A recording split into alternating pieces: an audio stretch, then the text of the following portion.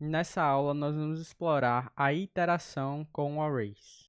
Então, aqui na nossa IDE, nós vamos criar uma nova classe no pacote arrays e coleções. Iteração com arrays. E aí, eu vou criar um método main, um array de inteiros, chamado números, vai ser igual a, eu vou criar já inicializando, colocar 1,3,5,7. E aí eu vou criar um array de multidimensional que vai ser cursos. E aí vamos imaginar que nós temos o período manhã, tarde e noite. E aí vamos colocar 3 arrays dentro do array principal. E a gente vai ter matemática, economia e engenharia. Vou dar um enter aqui nesse próximo array. E aí a gente vai ter psicologia,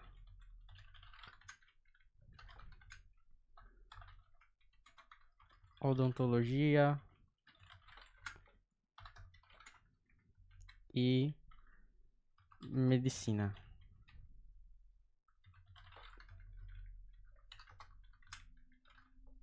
E aqui nós vamos ter história, sociologia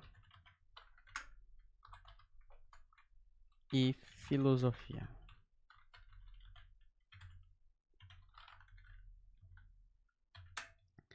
E aí, vamos voltar aqui para o nosso array de inteiros. Existem 3 formas que a gente pode iterar inicialmente os nossos arrays. A primeira é com for. Na mão, então eu preciso declarar int i igual a 0, enquanto números.length for menor que j, na realidade é ao contrário, j for menor que números.length, ou então números.length maior que j, a gente poderia fazer assim também, mas o mais comum é j menor que números.length. A gente vai somar na variável i. E aí nós podemos dar um sysout no nosso números. Na realidade aqui é i, estou confundindo as variáveis. Então a gente pode colocar números na posição i. Então basicamente i igual a 0, enquanto i for menor que o tamanho do array números. Então são 4 posições. E aqui é menor porque, como a gente viu, o índice do array começa em 0, então o último elemento é o 3.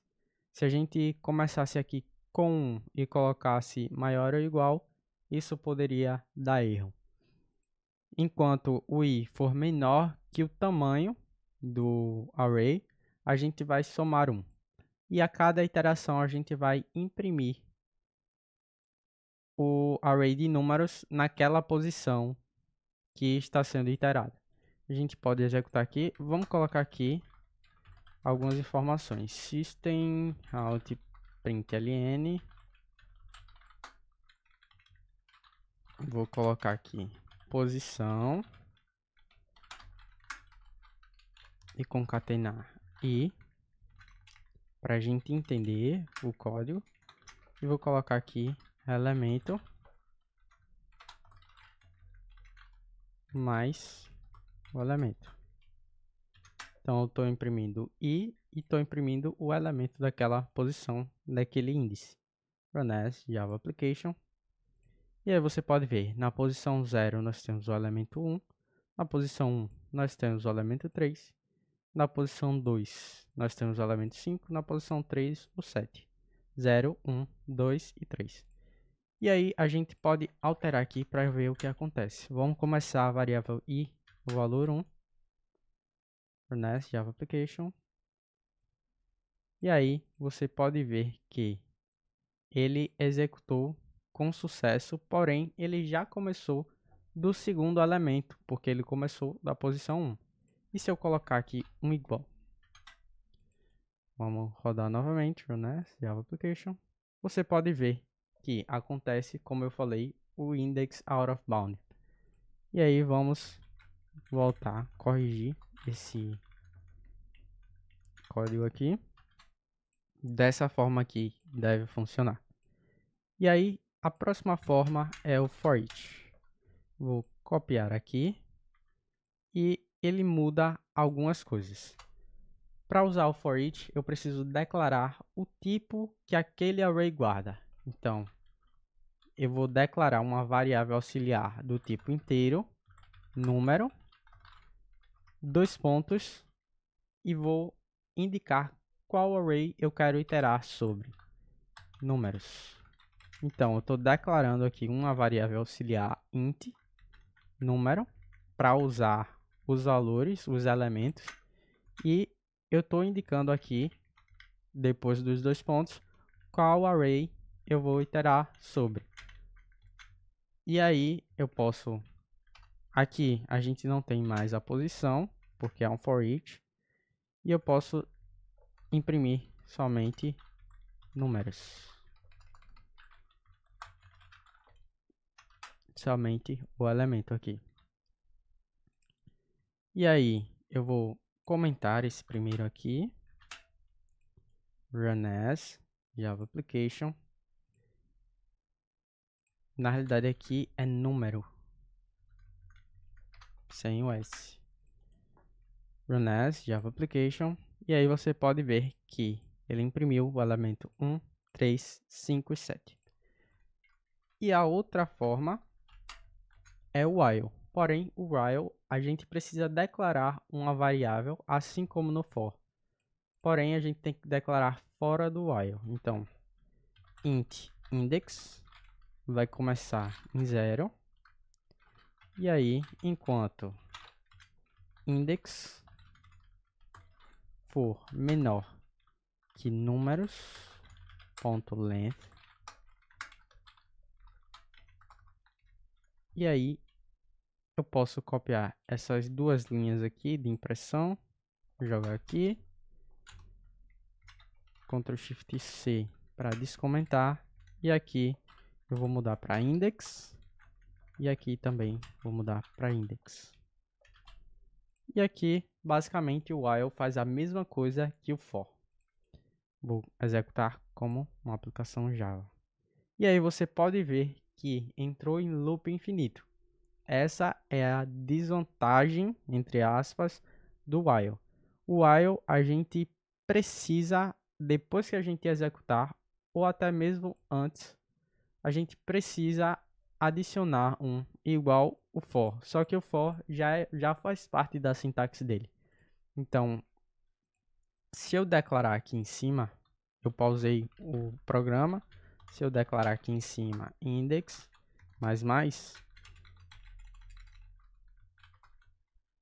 ponto e vírgula, Run as Java Application, vai dar errado, porque o index é 0 e aí ele vai começar da posição 1. Então, nesse caso, eu tenho que declarar aqui embaixo, depois de ter executado as operações. E aí eu posso executar novamente, como aplicação Java, e você pode ver que executou normalmente. E a gente pode fazer as mesmas coisas para o nosso array multidimensional. Aqui no nosso array multidimensional, eu vou usar o for int i igual a 0, enquanto i for menor que cursos.length, a gente tem que incrementar o valor de i. E aí, vamos dar um sysout em cursos.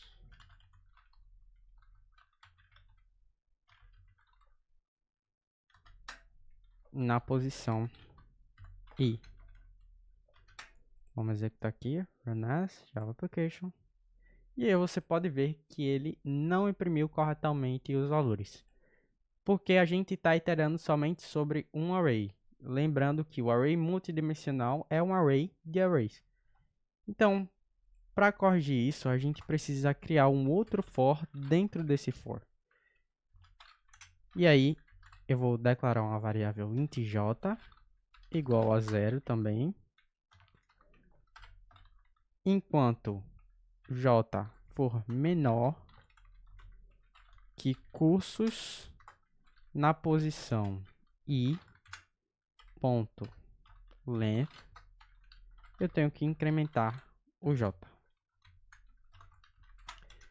E aí, vou trazer esse system.out.println para aqui para dentro. E aí, eu vou adicionar aqui a posição j dentro de curso. E aí, eu posso executar aqui, posso colocar aqui elemento, dois pontos.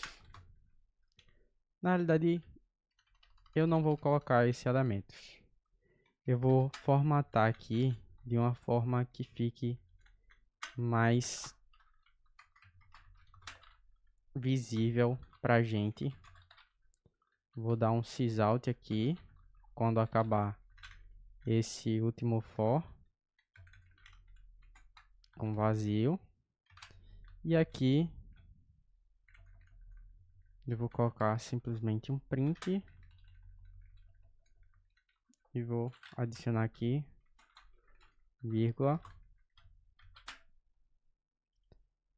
E aí, run as Java Application.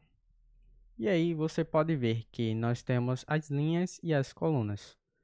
Da mesma forma que está representado aqui: matemática, economia, engenharia, psicologia, odontologia e medicina, história, sociologia e filosofia. É como se o i representasse as linhas e o j representasse as colunas.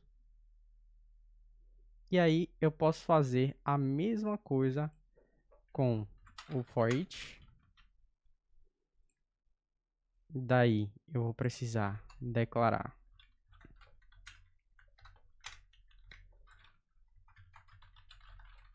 um array de strings, cursos.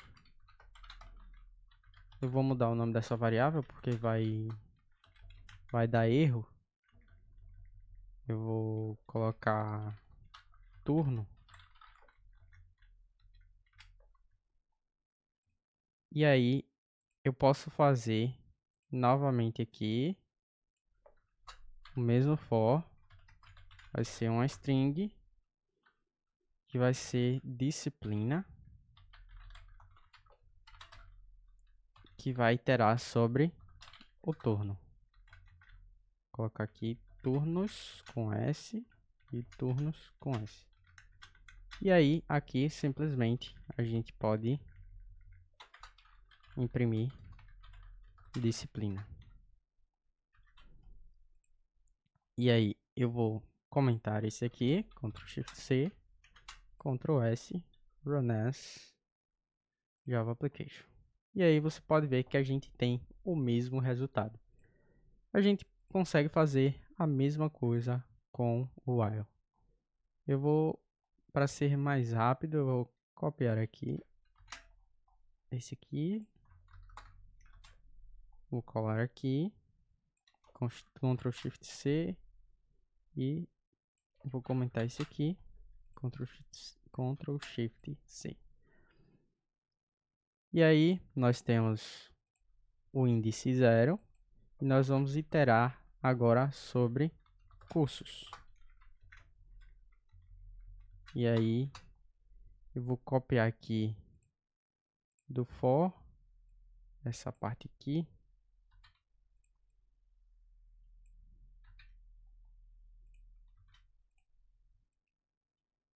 Ctrl Shift C.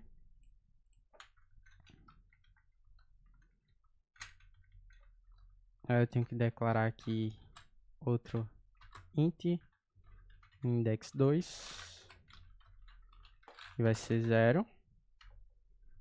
E aqui eu faço a mesma coisa. Vai ser colar aqui while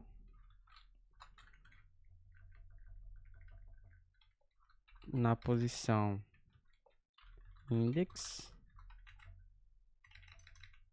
Aqui vai ser index2, enquanto index2 por menor que cursos na posição index.length,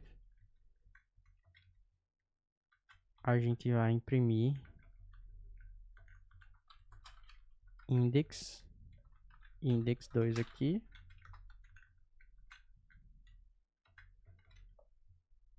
E aí, vou dar um Ctrl Shift F, selecionar, Ctrl Shift F para formatar aqui. Então a gente tem o mesmo efeito lá do for. Basicamente, eu declaro aqui um index para iterar sobre o primeiro array, sobre a linha, entre aspas, e o index2 para iterar sobre a coluna. Enquanto o index2 for menor que cursos na posição index, eu pego o tamanho. Enquanto o tamanho for menor que index2, eu vou imprimir os cursos na posição na linha index e na coluna index2. E aí, quando terminar essa iteração, eu passo para a próxima linha. Ctrl S para salvar, Run as Java Application. E aí, nós tivemos um loop infinito, porque nós não estamos incrementando aqui o index e o index2. Então, quando a gente terminar aqui, a gente precisa chamar um index2 mais. E aqui nós precisamos chamar um index mais. E aí nós temos as iterações possíveis sobre os arrays.